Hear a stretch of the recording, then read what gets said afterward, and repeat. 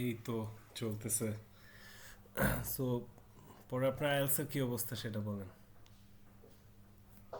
আজকে মক দিতে গিয়েছিলাম বাট হয়নি, 7 তারিখ থেকে মক। আচ্ছা আচ্ছা, কোথায় মক দিতে গেছেন? নারায়ণগঞ্জে, আমি যেখানে কোর্স করেছি সেখানে। আপনি আপনি থাকেন কোথায়, নারায়ণগঞ্জে? হ্যাঁ, নারায়ণগঞ্জ ক্যানিগঞ্জ মিলিয়ে আর কি।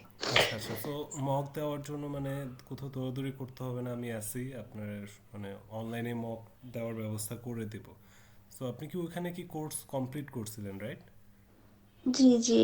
কিন্তু মানে মানে কম্পিউটার বেসড ফোকাস ছিল না, আই গেস। না, পেপার বেস ছিল আর কি। সো ওখানে একটাও মক দেওয়া হয়নি এখনো? পেপার বেস দিয়েছি বাট কম্পিউটার বেসটা এখনো দেইনি আচ্ছা আর আচ্ছা, কি। It's okay. পেপার বেস কি ফুল মক দেওয়া হয়েছে?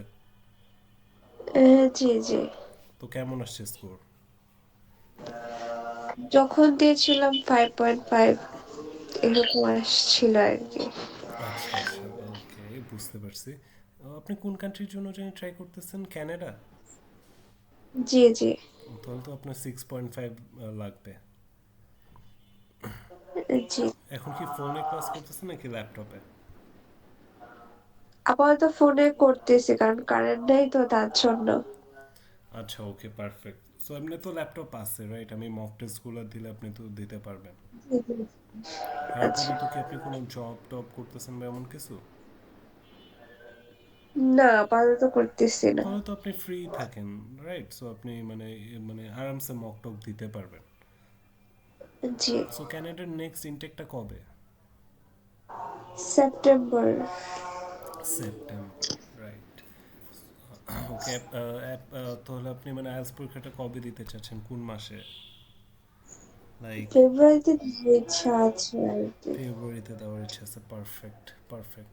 সো আমি জাস্ট কয়েকটা জিনিস আগে বলি যে আমাদের কী কী অ্যাডভান্টেজ আছে কম্পিউটার বেসডে। সো অটোমেটিক ওয়ার্ড কাউন্ট আছে। সো এটার কারণে আমার রাইটিংয়ে দেখা যায় যে ওয়ার্ড কাউন্ট করতে হইতেছে না, যেমন পেপার বেসডে তো আমার আগে ওয়ার্ড কাউন্ট করতে হতো, রাইট?